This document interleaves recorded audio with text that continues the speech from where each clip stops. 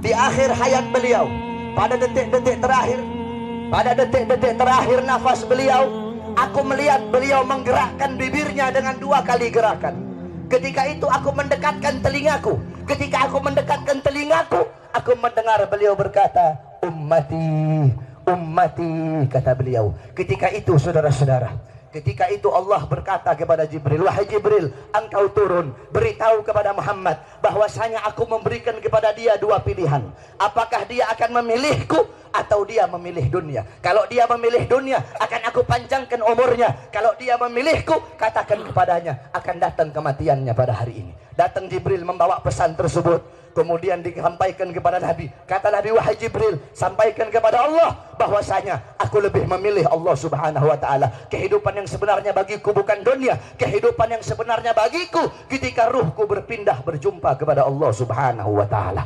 Akhirnya saudara-saudara, datanglah Israel. Datang Israel untuk mencabut nyawa Nabi Muhammad SAW. Ketika itu Nabi Muhammad SAW terbaring di rumah Sayyidatuna Aisyah di atas kasurnya. Ketika itu datang Israel. Israel pun izin untuk mencabut nyawa Nabi Muhammad. Apa kata Rasulullah SAW? Ketika itu ditemani oleh Jibril. Ya Khalili Jibril, wahai kekasihku Jibril, aku belum puas meninggalkan umatku kalau belum diberikan jaminan oleh Allah subhanahu wa ta'ala. Pergi Jibril menemui Allah subhanahu wa ta'ala. Fa'ahallahu ta'ala ala Jibril, basyirhu ya Jibril, innahu awwalu nasin khariju minal ardi idha bu'isu wa sayyiduhum idha jami'u, fabasyirhu innal jannah muharramatun alal umam qabla an tadkhuluha ummatuh.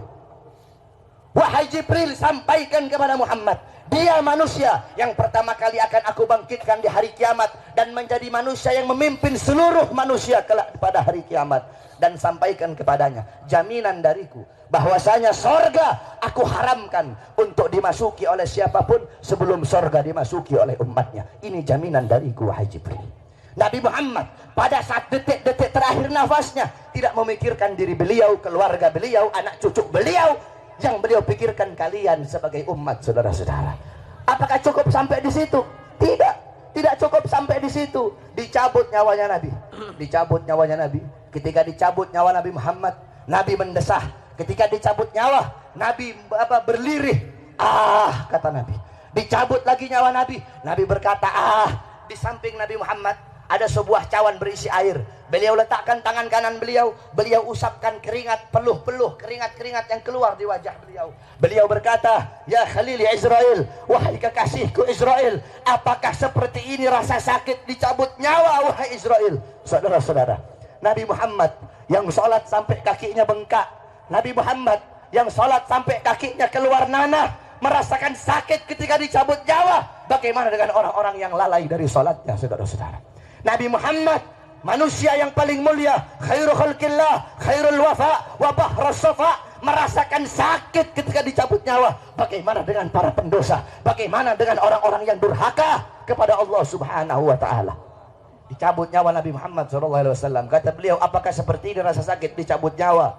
Kemudian Israel pun berkata, iya ya Rasulullah, seperti inilah rasa sakit dicabut nyawa. Kemudian Israel berkata, Rasulullah berkata, wahai Israel, apakah rasa sakit seperti ini juga yang nanti akan dialami oleh umatku? Apa kata Israel? Iya ya Rasulullah, rasa sakit seperti inilah yang nanti akan dialami oleh umatmu. Mendengar itu Nabi Muhammad menangis. Itu tangisan terakhir Nabi Muhammad. Itu tangisan air matanya Nabi yang terakhir sebelum beliau wafat. Beliau mengangkat tangan, doa terakhirnya Nabi, harapan terakhirnya Nabi, doa yang menutupi kepergian Nabi Muhammad, doa yang menutupi wafatnya Nabi Muhammad. Beliau mengangkat tangan, mengadahkan tangan kepada Allah subhanahu wa ta'ala. Allahumma khaffif ala ummati fi sakratil maut. Ya Allah, ringankanlah.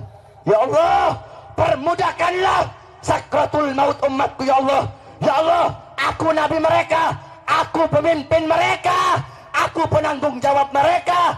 Berikan seluruh rasa sakit sakratul maut mereka kepada aku ya Allah. Biar aku menanggung rasa sakit sakratul maut umatku ya Allah. Umatku tidak akan kuat, umatku tidak akan mampu ya Allah. Biar aku menanggung seluruh sakratul maut mereka. Berikan rasa sakit sakratul maut mereka kepada aku ya Allah. Di mana kalian untuk Nabi Muhammad?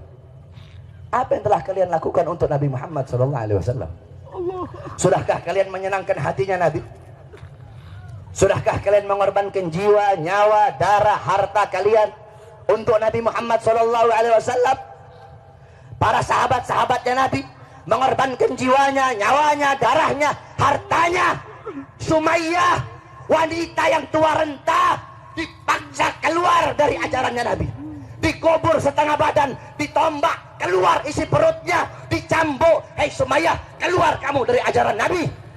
Apakah Sumayyah lebih memilih kesenangan dunia? Apakah Sumayyah lebih memilih kebebasan dunia?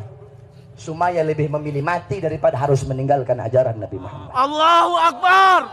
Bilal ibn Rabah dikasih batu yang besar, dicambuk, dipaksa keluar, dipaksa meninggalkan Nabi, meninggalkan syariat Nabi, meninggalkan Al-Qur'annya Nabi. Apakah Bilal lebih memilih kesenangan dunia? Apakah Bilal lebih memilih kebebasan dunia? Apa kata Bilal? Walaupun tubuhku dipotong-potong menjadi bagian-bagian yang kecil untuk menghentikan kecintaanku kepada Nabi, dengan dipotong-potong tidak akan berhenti kecintaanku, malah dengan dipotong-potong hanya akan menambahkan kecintaanku kepada baginda Nabi besar. Allahu Akbar. Setelah Nabi Muhammad SAW wafat, para sahabat itu tidak ada gairah hidup, saudara-saudara. Ada seorang wanita yang dimana galat li Aisyah, ya Aisyah, ikshif li gabrin Nabi. Wahai Aisyah, hingkapkan, bukakan bagiku kuburnya Nabi. Dibuka kuburnya Nabi, masuk ini perempuan di depan kuburnya Nabi. Fabakat hatta matat. Itu wanita menangis depan kuburnya Nabi sampai dia mati.